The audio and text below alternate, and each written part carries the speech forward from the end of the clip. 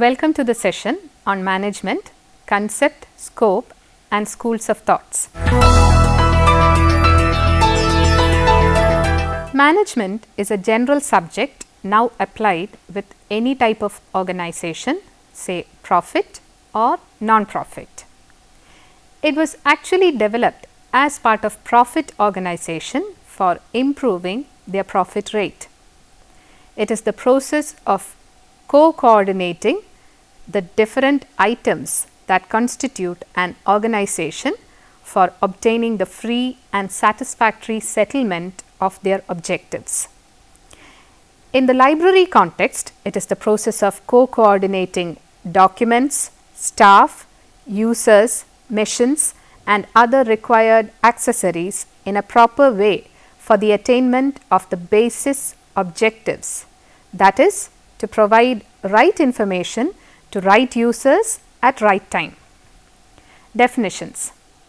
The term management has been defined by different scholars in different ways.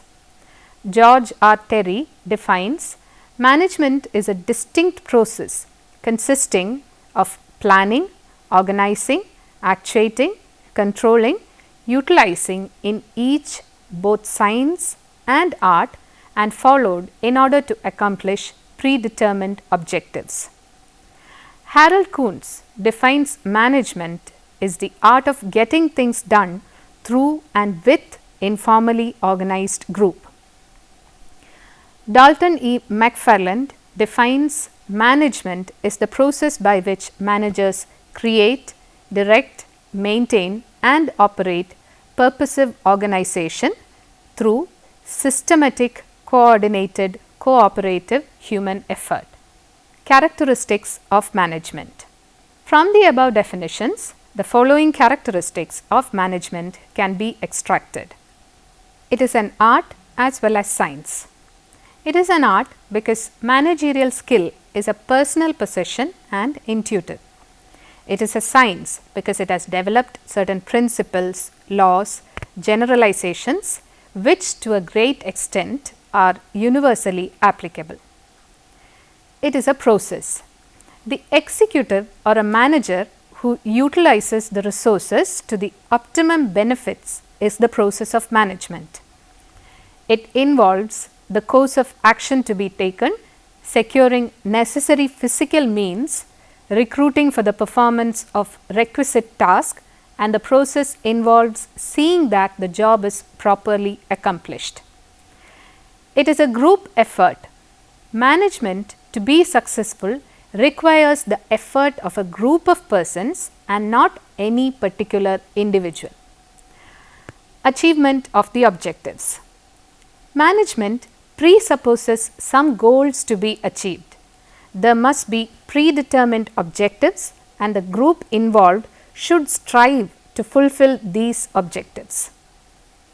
Management is a system of authority.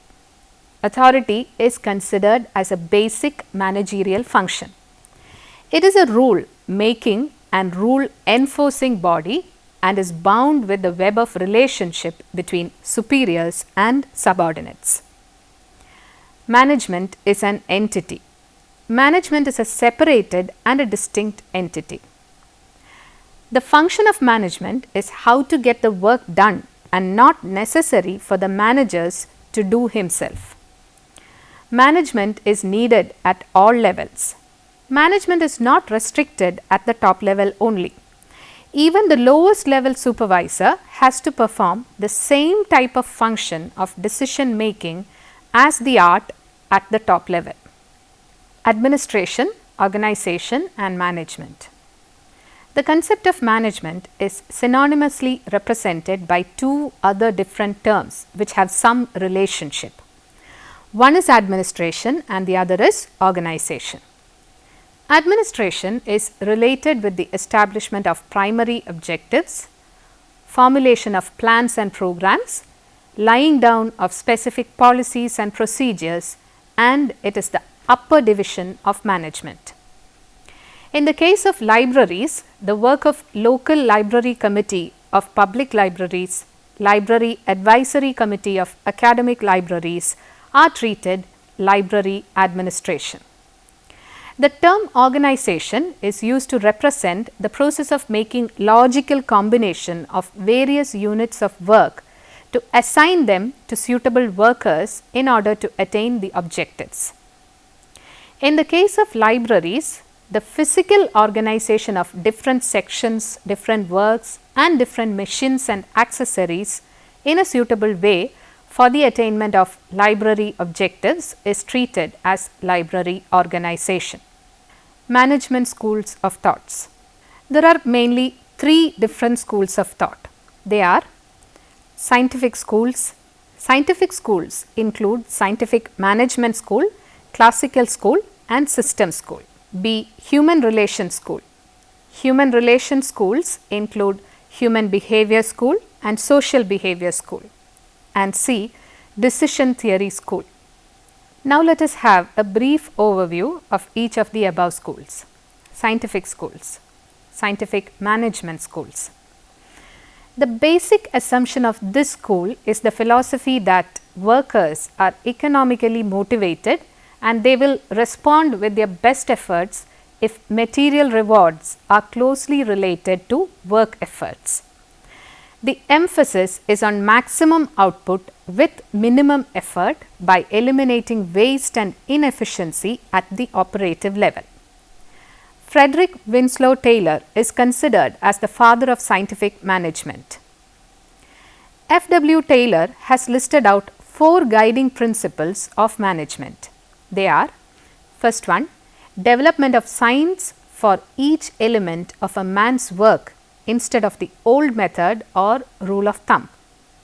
Second, scientific selection of personnel for each particular task and facility for teaching, training, etc. Third, connection of scientific work and scientifically selected and trained personnel together. Fourth, equal division of work between the different level of management, taking all responsibilities for planning and coordination for which it is better fitted. Classical school. This school is also known as traditional school or universalistic school. This school was developed in France. It considers management as a universal process. The management process is analyzed, conceptual framework is established, principles are identified and a theory of management is built from it. Henry Fayol, a French scholar, is considered as the father of the classical school. He applied scientific approach but looked at administration from the top to down. The principles of administration as stated by Fayol are division of work, authority and responsibility, discipline, unity of command, unity of direction, subordination of individual interest to general interest, remuneration of personnel, scalar chain, centralization, order, equity, stability of tenure, initiative and esprit de corps. System school. The system school focuses on understanding the organization as an open system that transforms inputs into outputs. This school is based on the work of a biologist, Ludwig von Bertalanffy, who believed that a general systems model could be used to unite science. Early contributors to this school included Kenneth Boulding, Richard Johnson, Fremont Cast and James Rosenzweig. The system school began to have a strong impact on management thought in the 1960s as a way of thinking about managing techniques that would allow managers to relate different specialities and parts of the company to one another as well as to external environmental factors. The system school focuses on the organization as a whole, its interaction with the environment and its need to achieve equilibrium. General systems theory received a great deal of attention in the 1960s, but its influence on management thought has diminished somewhat. It has been criticized as too abstract and too complex. However, Many of the ideas inherent in the system school formed the basis for the contingency school of management. Human Relations School. According to the Human Relations School, the manager should possess skills for diagnosing the causes of human behavior at work, interpersonal communication, and motivating and leading workers. The focus became satisfying worker needs. If worker needs were satisfied, wisdom held the workers would in turn be more productive. Thus, the Human Relations School focuses on issues of communication, leadership, motivation, and group behavior. The individuals who contributed to the school are too numerous to mention, but some of the best known contributors include Mary Parker Follett, Chester Barnard, Abraham Maslow, Kurt Lewin, Renee Likert, and Keith Davis. The Human Relations School of Thought still influences management theory and practice, as contemporary management focuses much attention on human resource management, organizational behavior, and applied psychology in the workplace. Human Behavior School. The focus of Human Behavior School is on behavior of the individual, group, and the organization. This theory looks at the human factor as the central theme.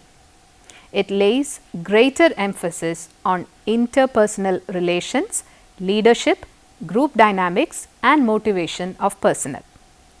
The basic assumption is that in case the management can keep the employees happy, then this will result in the maximum performance.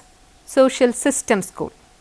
The Social System School encourages employees to develop social groups on the job, to participate in management, and allows democratic functioning in the enterprise. Decision Theory Schools. These schools perceive management in terms of decision making. These are primarily concerned with study of rational decision procedures and also the way managers actually reach decision. The inbuilt assumption being that mathematical models and quantitative process can serve as a basis of all management. Scientific management.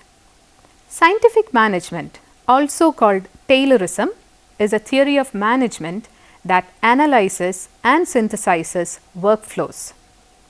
Its main objective is improving economic efficiency, especially labor productivity. It was one of the earliest attempts to apply science to the engineering of processes and to management. In 1911, Frederick Winslow Taylor published his work, The Principles of Scientific Management, in which he described how the application of the scientific method to the management of workers greatly could improve productivity. Scientific management methods called for optimizing the way that tasks were performed and simplifying the jobs enough so that workers could be trained to perform their specialized sequence of motions in the one best way. Prior to scientific management, work was performed by skilled craftsmen who had learned their jobs in lengthy apprenticeships. They made their own decisions about how their job was to be performed.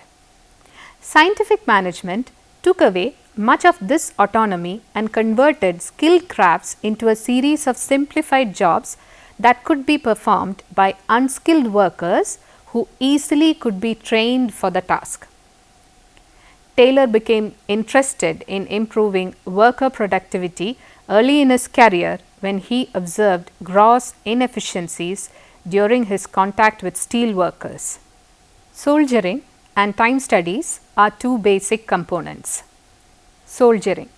Working in the steel industry, Taylor had observed the phenomenon of workers purposely operating well below their capacity, that is, soldiering. He attributed soldiering to three causes. One, the almost universally held belief among workers that if they become more productive, fewer of them would be needed and jobs would be eliminated.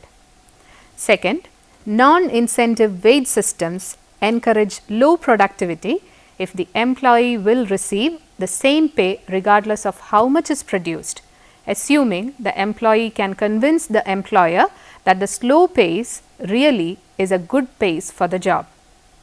Employees take great care never to work at a good pace for fear that this faster pace would become the new standard.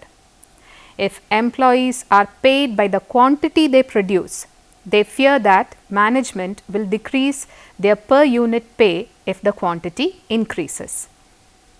Third, workers waste much of their effort by relying on rule of thumb methods rather than on optimal work methods that can be determined by scientific study of the task.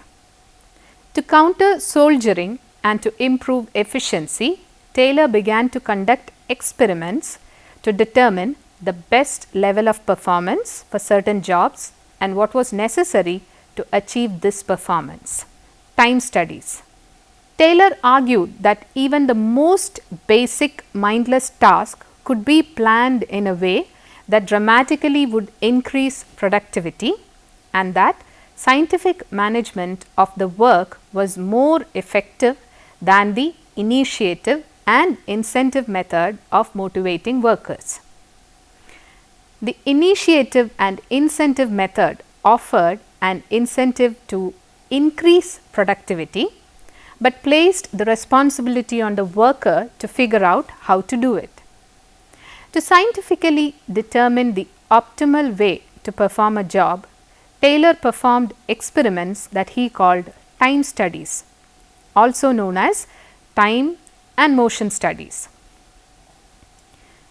These studies were characterized by the use of a stopwatch to time a worker's sequence of motions with the goal of determining the one best way to perform a job. Taylor's 4 principles of scientific management. After years of various experiments to determine optimal work methods, Taylor proposed the following 4 principles of scientific management. First one, replace rule of thumb work methods with methods based on a scientific study of the task. Second, scientifically select, train and develop each worker rather than passively leaving them to train themselves. Third, cooperate with the workers to ensure that the scientifically developed methods are being followed. Fourth, divide work nearly equally between the managers and workers so that the managers apply scientific management principles to planning the work and the workers actually perform the task. These principles were implemented in many factories, often increasing productivity by a factor of 3 or more. Henry Ford applied Taylor's principles in his automobile factories, and families even began to perform their household tasks based on the results of time and motion studies. Drawbacks of scientific management. While scientific management principles improved productivity and had a substantial impact on industry, they also increased the monotony of work. The core job dimensions of skill variety, task identity, task significance, autonomy and feedback all were missing from the picture of scientific management. While in many cases the new ways of working were accepted by the workers, in some cases they were not. The use of stopwatches often was a protested issue and led to a strike at one factory where Taylorism was being tested. Complaints that Taylorism was dehumanizing led to an investigation by the United States Congress. Despite its controversy, scientific management changed the way that work was done, and forms of it continue to be used today. Now let us summarize. In this session, we have discussed management, concept of management, its development, its application, scope and different schools of management thoughts. Since management is a mechanism to increase the effectiveness and efficiency of an organization, Library being a non-profit service organization, the management techniques are being utilized for the achievement of its pre-designed objectives, that is, to provide right information to right users at right time. Here are some books for your reference. Principles of Management, written by Prasad L.M., published by Sultan Chand and Sons, New Delhi. Library Administration and Management, written by Krishan Kumar, published by Vikas Publishing House Limited, New Delhi. Management of Library and Information Centers, authored by Kumar PSG, published by BR Publishing Corporation, New Delhi. We have some questions for you. What do you mean by management? What are the different schools of management? How scientific management is applicable in library management? Now we conclude this session. We'll meet again. Till then, bye.